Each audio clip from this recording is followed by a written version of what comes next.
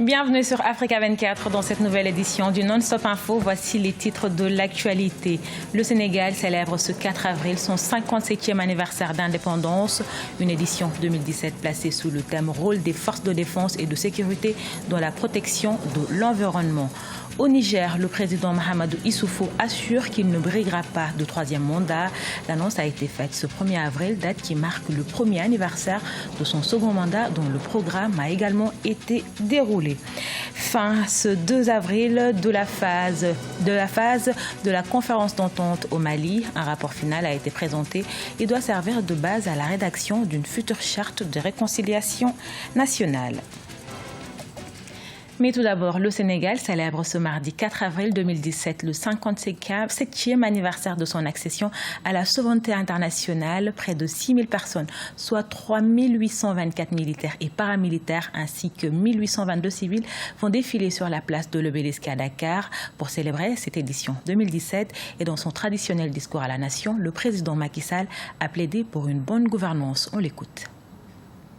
Poursuivre sans relâche la politique de bonne gouvernance à tous les échelons de l'État et de ses démembrements.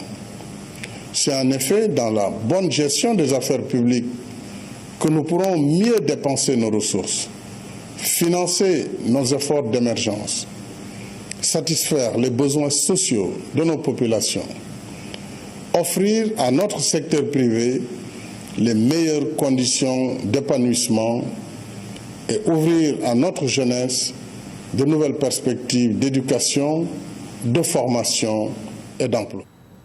Au Bénin, le projet de révision de constitution arrive devant les députés. Ce mardi 4 avril, la commission des lois va présenter son rapport sur le projet de révision soumis par le président Patrice Talon.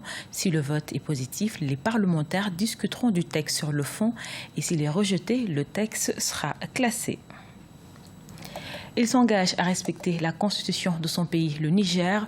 Le président Mahamadou Issoufou a annoncé qu'il ne briguera pas un troisième mandat, et cela à l'an 1 de la célébration de son second mandat dont le programme a également été déroulé. Fraterne Ndassi Sienga.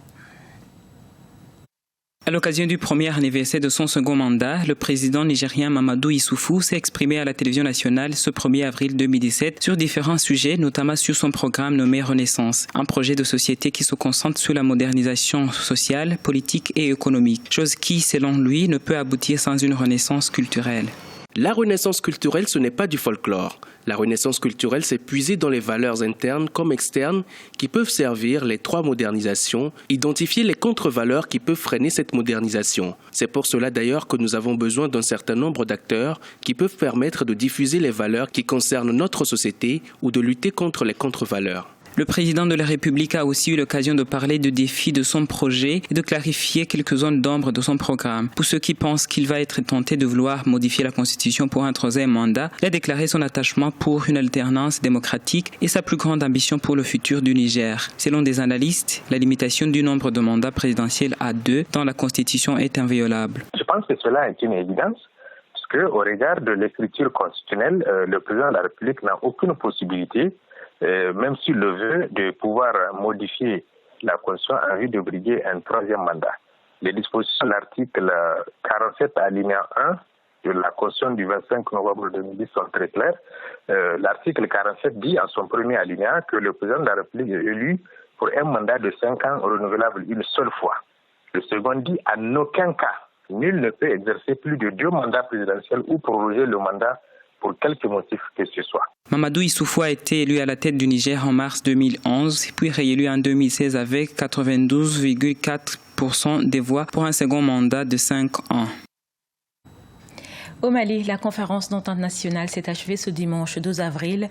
Même si aucune charte de réconciliation nationale n'a été adoptée, le rapport final préconise d'entamer des discussions avec les djihadistes maliens. Objectif, aboutir à la réconciliation nationale. Deo Gracias Podo. La première phase de la conférence d'entente nationale au Mali s'est achevée dimanche 2 avril 2017 à Bamako.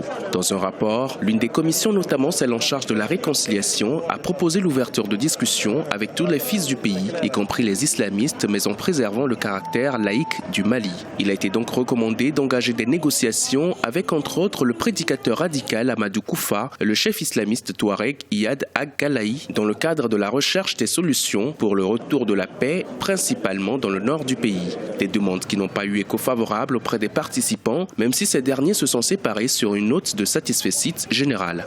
Contrairement aux partis de l'opposition, d'autres partis de l'opposition qui ont été invités, nous on n'a jamais été invités. Mais pour nous, le dialogue aurait pu se faire bien avant aujourd'hui. Maintenant qu'ils ont fait le dialogue, il y a les principes cardinaux seulement avec lesquels il ne faut pas transiger. Tout gouvernement est libre de faire une feuille de route pour conduire son action. Moi, franchement, j'attends de voir. De toute façon, ils ont toujours tenté de faire le dialogue, mais ce n'est pas des gens sincères qui mènent ce dialogue-là. Au terme des assises, il a été annoncé que les documents de la rencontre serviront à l'élaboration d'une charte pour la paix, l'unité et la réconciliation. Selon le président Ibrahim Boubacar Keïta, la plupart des questions qui n'ont pu faire l'objet de consensus, en ce qui concerne notamment l'Azawad, feront l'objet de discussions au cours d'une prochaine rencontre. La difficulté aujourd'hui de la crise malienne est que nous ne sommes plus dans le même paramètre géostratégique. La question de djihadistes également avait été abordée parce que les questions qui ont été posées, c'est la même revendication qui revient. Les mêmes revendications qui ont été posées à l'époque par le MLLA, le Moujao. Et nous assurons que peut-être le gouvernement de Bamako, d'ici quelques mois, prendra des mesures en cours pour convoquer une deuxième conférence internationale pour donner fond à tout ce qui a été décidé également lors de la conférence de la semaine dernière. L'amélioration de la gouvernance, la distribution équitable de la justice, la restauration de l'autorité de l'État, le développement des régions du Nord ou encore l'application des accords de paix sont entre autres les recommandations formulées par les différentes commissions installées dans le cadre de ces assises maliennes. Les participants ont également souhaité l'organisation d'une journée nationale de réconciliation et de pardon et le retour de l'autorité de l'État dans les parties du pays en proie à une grande instabilité depuis 2012. En Égypte, la cession des îlots est maintenue. Un tribunal égyptien a invalidé ce 2 avril la décision de la Haute Cour administrative de justice qui avait annulé en janvier l'accord de rétrocession des 2 îlots inhabités de Tiran et Sanafir. Ainsi, la rétrocession de ces îlots à l'Arabie Saoudite reste donc valide. Actée en 2016, cette décision avait soulevé des manifestations contre le régime du président Abdel Fattah el-Sisi. Ce journal a été réalisé par l'ensemble de la rédaction. Nous vous remercions pour votre fidélité. Dans un instant, une nouvelle édition de l'actualité sur Africa 24.